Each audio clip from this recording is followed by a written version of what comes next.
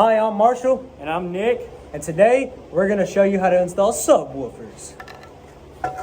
So the main thing you want to look for when picking out your subs is size, because in most applications size is limited. Like here in this case for Nick's truck, there's not a lot of space back here, but a 10 or 2 of them in this case, it's perfect to fit back there.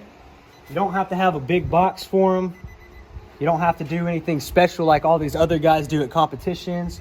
And then for these subs, we have a Kicker CX 600.1 amplifier that's wired down to 2 ohms and bridged. So at 2 ohms, it puts out 600 watts RMS and 1200 watts peak, which is plenty for these subs. In order to get power from the battery to the amplifier, we're gonna have to run some wire from here back. What you'll need is some 4-gauge OFC, that stands for oxygen-free copper wire, and some ring terminals.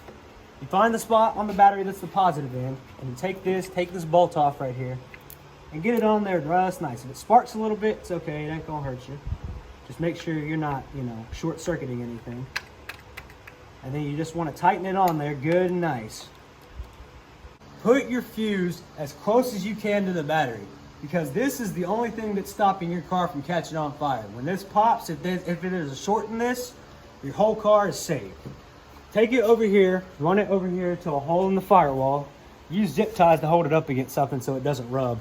Bring it through there, come down here, pull it through, and just run it along. There's these trim panels down here. There's gonna be trim panels. Run it along here to your amplifier, and then if there's any excess, if you feel the need to cut it, just cut it. Where's this boy at? Nick! Nick, where you at, dude? Man, I don't know where he's at. Man, there you are. Get down here and explain to these people how RCA cables work. All right. So, RCAs, they come from the back of your stereo. And what they do is they transfer sound signals from the music that you're playing down to your amplifier right there. But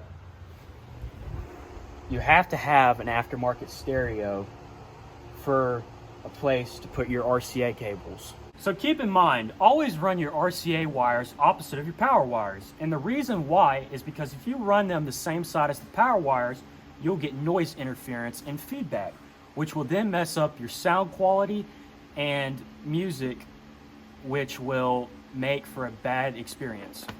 We are almost done here. The few final steps you have to do is obviously wiring up the amplifier. You need a ground wire, which is this black one. Find a piece of the chassis, a good nice piece with a bolt on it. Take some sandpaper and rub it down, and then just screw the bolt in. That's your ground. Got power, remote.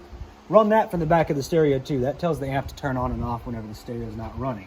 So next thing you want to do is take some 14-gauge speaker wire. Make sure it's copper. Don't buy that cheap stuff. And plug it into the terminals. Run it to the back. Down here you can see in the box, there's some terminals which it goes to, and those are going to go to our subwoofers. So on the back of the subwoofers we have terminals. This is a 4 ohm sub, so it only has 2. The red one is the positive, the black is the negative. So what we're going to do is we're going to take our speaker wire in the box, and I believe the one with the white stripe is the negative, correct, Nick? Yes. Okay, figured so.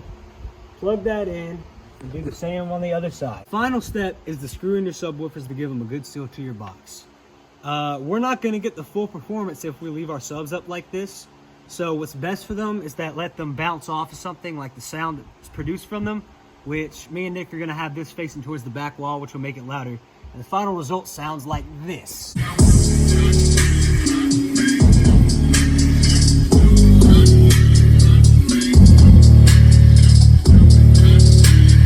All right, folks, that's all. And that was very fun for us and entertaining. And, I'm glad I have my buddy here, Marshall, to help me install my subsystem with me. And if any of you guys need his contact information, I'll definitely be able to help you out. I mean, like he just said, you name it, I can pretty much do it. Second batteries, amps, subs, anything like that, just holler at me. We can make something work out. I hope you guys enjoyed this video and enjoy the bass.